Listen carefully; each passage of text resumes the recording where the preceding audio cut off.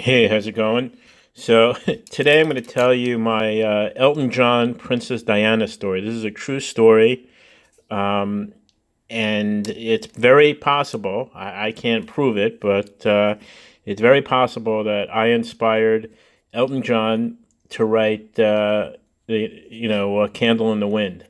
I'll explain to you what happened. It's a very strange story. I swear it's true, but unless I spoke to Elton John directly, and he told me the truth. I'll never know. But anyway, here's what happened.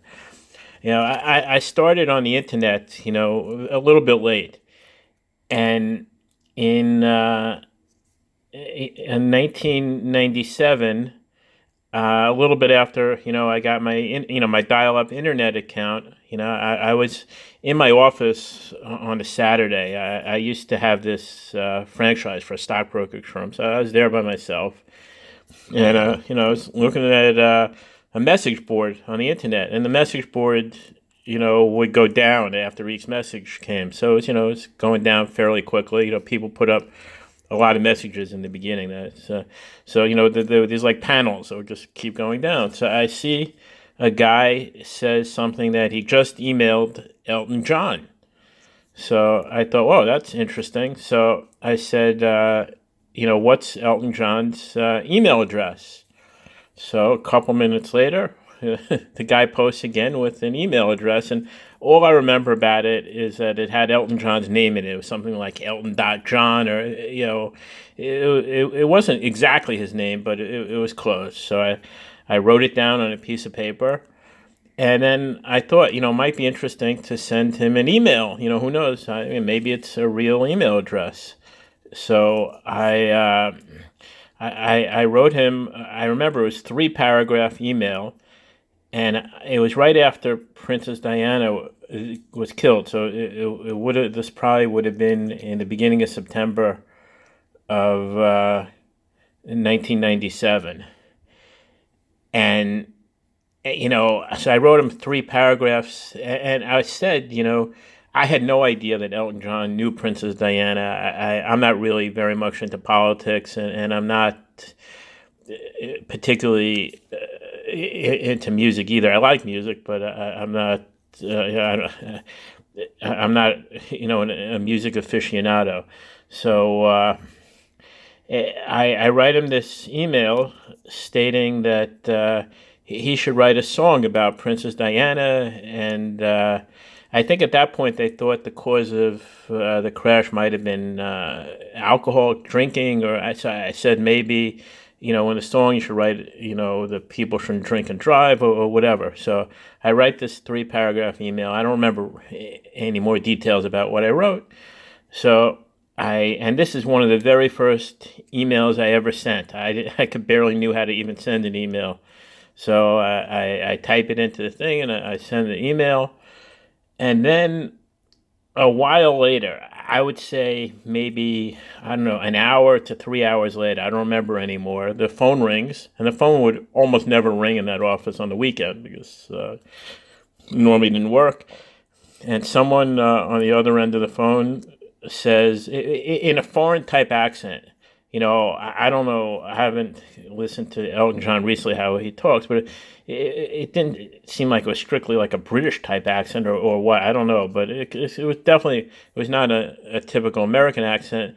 Said to me, oh, what kind of business is this, or what kind of place is this? And, I told him, and that was it.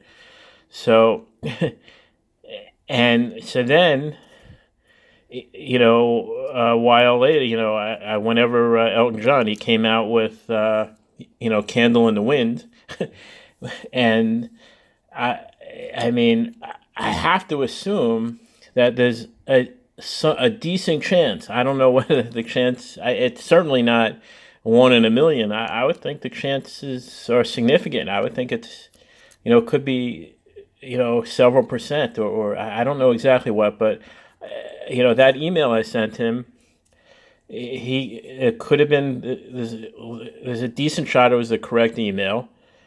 And then, what are the odds? And then he comes out with that song. It was one of the best selling, I think, albums of all time. So I guess it's a good example of how if you think about things and you never know where your ideas could go. I once had an idea that I told someone that I think went on Letterman. Also a long time. I knew someone that knew someone that knew him, and I told someone an idea, and he did a whole spoof on this my idea. I'm assuming that came from me too. And there was one time when I was in the brokerage business, my partner, after he left, he one of his customers was a very famous quarterback. He was either for the Giants or the Jets, and there was something I would tell all my clients, and about the stock market and IBM stock, how it would go up year after year. And I woke up one morning and my clock radio went off, and they were interviewing this quarterback, and the quarterback says, "Yeah, winning and losing, it's kind of like IBM stock was, like, if we win like a few games in a row or something like that, it will continue, whatever." But it was clearly something that I had said. So those are two other kind of examples of where things that I said went somewhere. The quarterback one was 100%. That I'm 100% sure of. The Letterman one is pretty high too. The thing with Elton John, I don't know what the chances are. It would make sense, but who knows?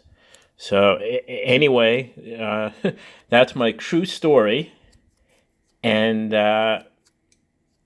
so I'll never get any credit for it, but that's how life is. So anyway, that's it.